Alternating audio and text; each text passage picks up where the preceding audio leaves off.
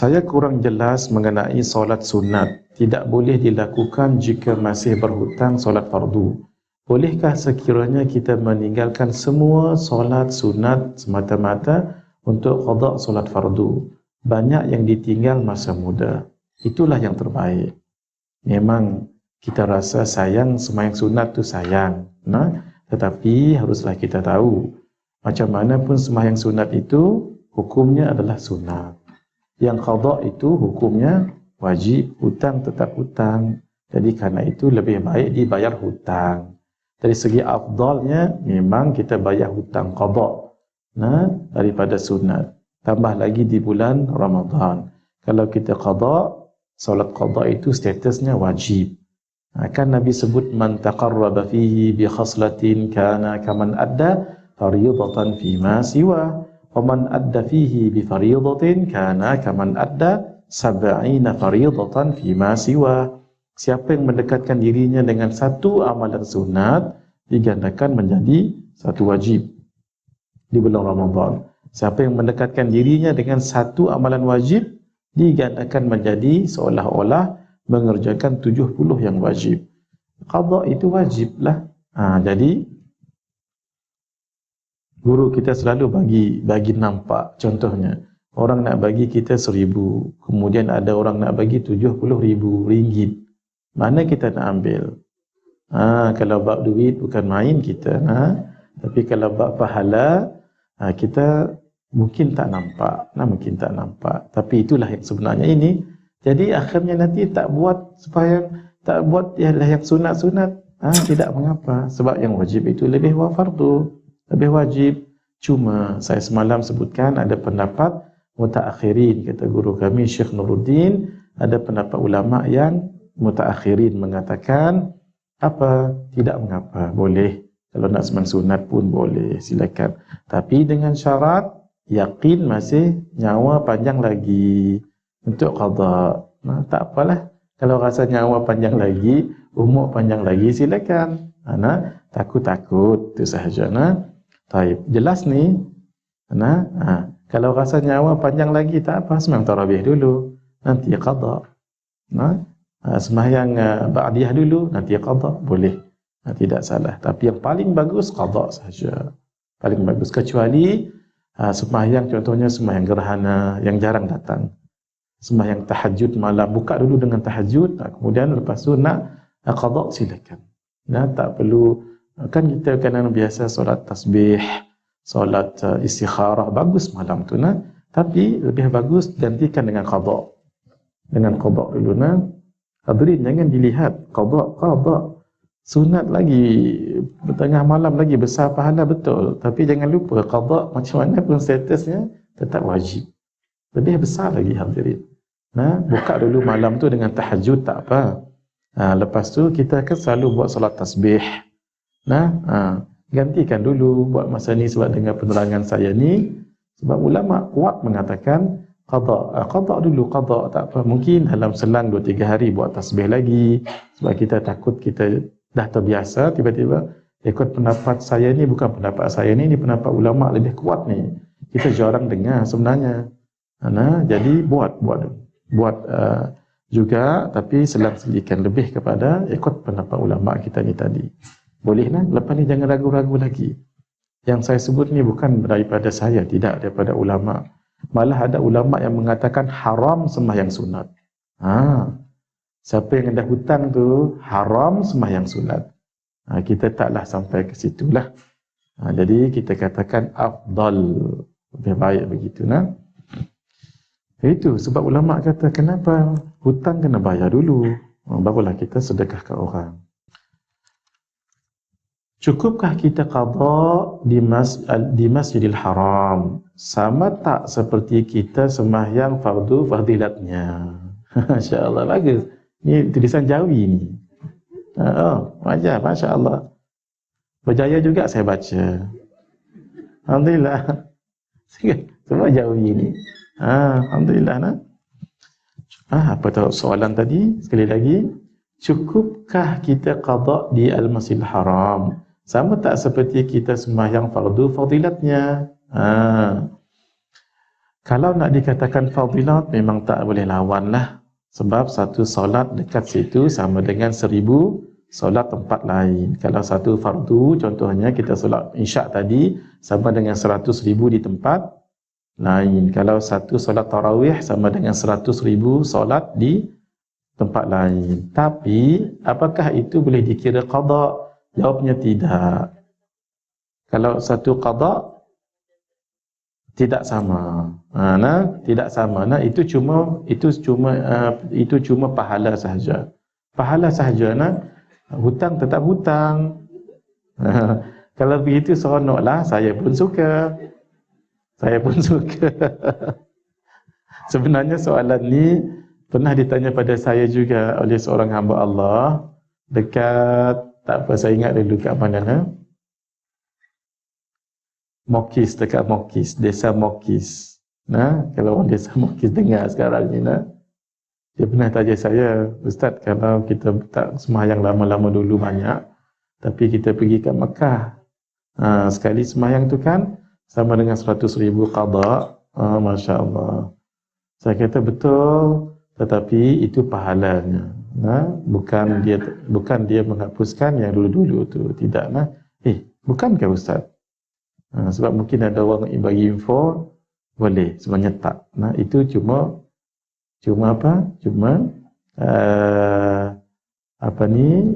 fadilat sahaja. Apa pun bagus, pergi kat sana qada banyak-banyak, bagus. Pahala tu dapat insya-Allah Muhammad. Tetapi qada hutang tetap hutang. Adakah makruh ambil wuduk waktu azan? Ketika tengah mengambil wuduk, azan tidak mengapa, teruskan wuduk. Teruskan ambil wuduk. Kalau tidak azan diazankan, tunggu dulu azan sekejap. Kalau tidak kerawadatlah, supaya kita jawab azan. Sebab jawab azan itu adalah tuntutan, satu tuntutan. Idza sami'tumun nida faqulu mithla ma qala al-muadzin. Nabi sebut, kalau kamu dengar azan, hendaklah kamu sebut seperti mana yang disebut oleh muadzin, illa melainkan hayya 'alatain, hayya 'alatain, hayya 'alas salah. Jangan jawab hayya 'alas salah, jawab la haula wala quwwata illa billahil aliyyil azim. Hayya 'alal falah, jawab la haula wala quwwata illa billahil aliyyil azim. As-salatu khairum minan naum. Siapa yang azan macam tu, yang dipanjangnya nun itu, nun wajibul gunnah tu. As-salatu khairum, panjang sikit tak apa, minan naum, tu matlin, naum. Yang tu jangan dipanjang. Jangan yang dipanjang, dipendek, pendek dipanjang. Nanti takut orang nanti faham berbeza. As-salatu khairum minan naum. Naum didengar orang. Naum tu maksudnya tidur. Naum tu maksudnya tidur. Orang pakai dengar tidur. Baiklah, kata. Waktu saya belajar dulu di sekolah menengah tingkatan 4, kurang 4, 5 gitulah. Jadi kami jadi ketua badan badar. Ada seorang budak baru ni, kita panggil budak tingkatan 1, freshies ni, solat asar.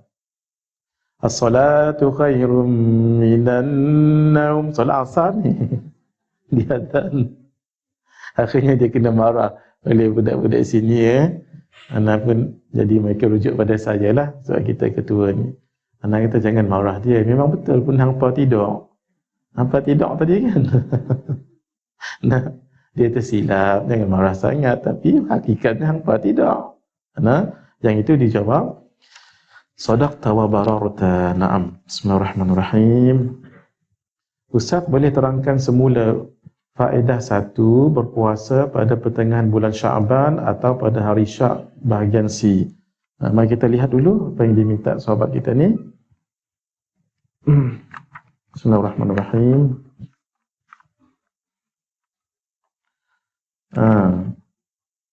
Faedah 1 berpuasa pada pertengahan bulan Syaban atau pada hari syuruk ke Syak ni? Ini syuruk ni. Syuruk, waktu syuruk saya rasa syak bahagian C. C. Mari kita lihat muka surat 29 masing-masing.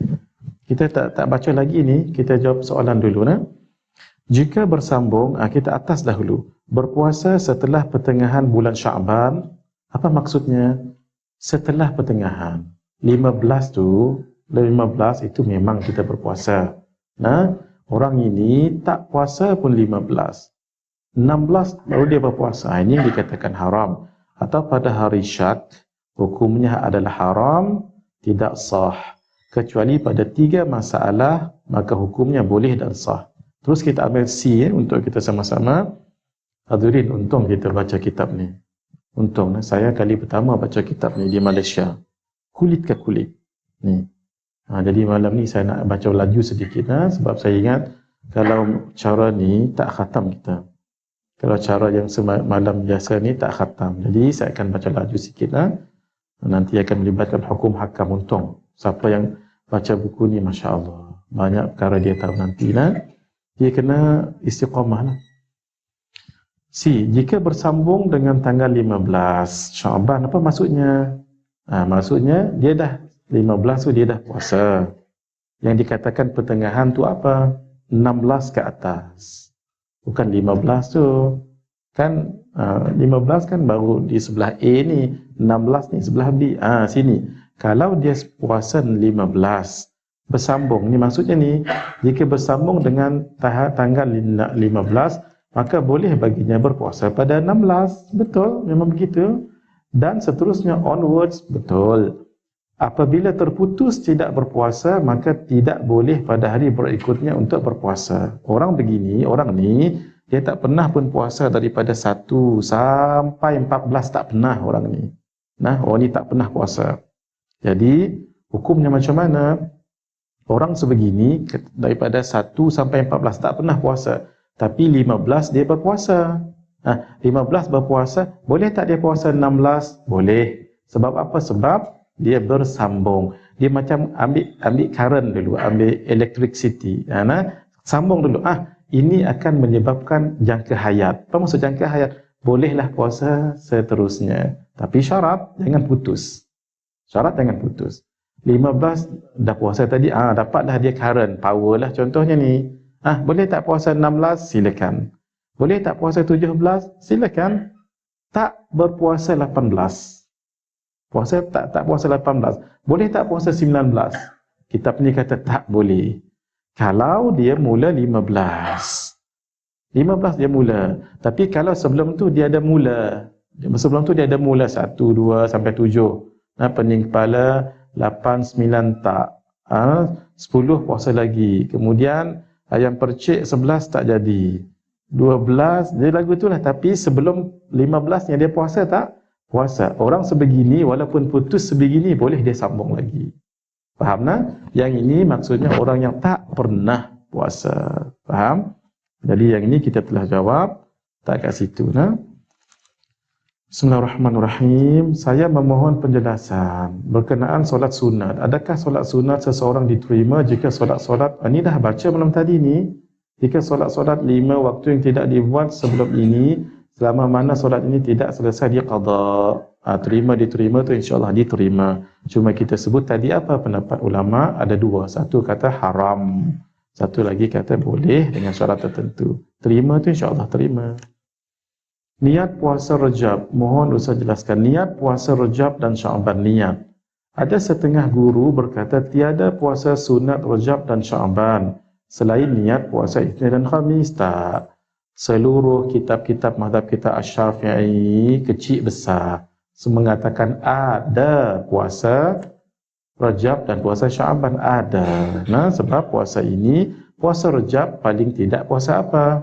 Puasa bulan-bulan haram. Nabi yang bagi tahu sum ashhurul hurum. Nabi sebut sum ashhurul hurum. Hendaklah kamu berpuasa pada bulan-bulan haram.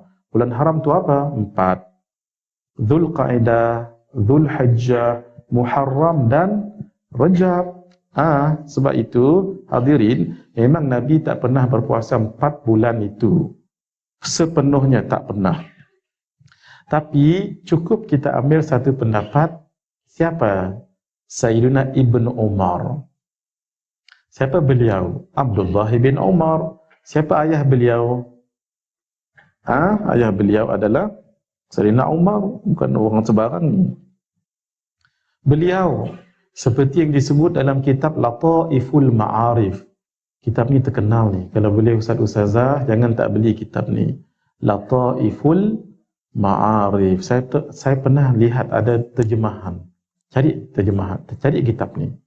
Lataiful Ma'arif. Tapi kena tanya dengan guru. Baca kitab ni jangan sembarang. Baca boleh, tapi kena tanya dengan guru. Ada permasalahan dalam tu, yang ada juga yang sedikit tak sama dengan apa mazhab kita. Tapi boleh dirujuk dan boleh didiskusi, berdiskus. Dalam kitab ni sebut Ibn Umar berpuasa 4 bulan tu full. Kalau dah tak ada riwayat yang lain, cukup itu cukup. Sebab Ibn Umar, Sayyidina Ibn Umar adalah sahabat yang paling committed untuk mengamalkan seluruh sunnah Nabi. Pernah dalam satu perjalanan, beliau duduk dengan satu kumpulan, kemudian dipacunya kudanya ke satu tempat, kemudian patah balik. Ada kata unta ke satu tempat, patah balik. Orang bertanya, "Ma sya'nuk? Kenapa kamu buat begini?" Dia kata, "Saya pun tak tahu, tapi saya pernah lihat Nabi buat macam ni. Pergi ke satu tempat tu patah balik. Tak tahu sebab apa." Kalau bahasa Arab, bahasa Indon kata saking cintanya dengan Nabi. Terlalu cintanya dengan Nabi, tak tahu pun. Tapi buat juga, walaupun tak tahu. Itu baru dalam bab-bab sebegitu. Kalau dalam bab puasa lagi lah. Jangan risau hadirin.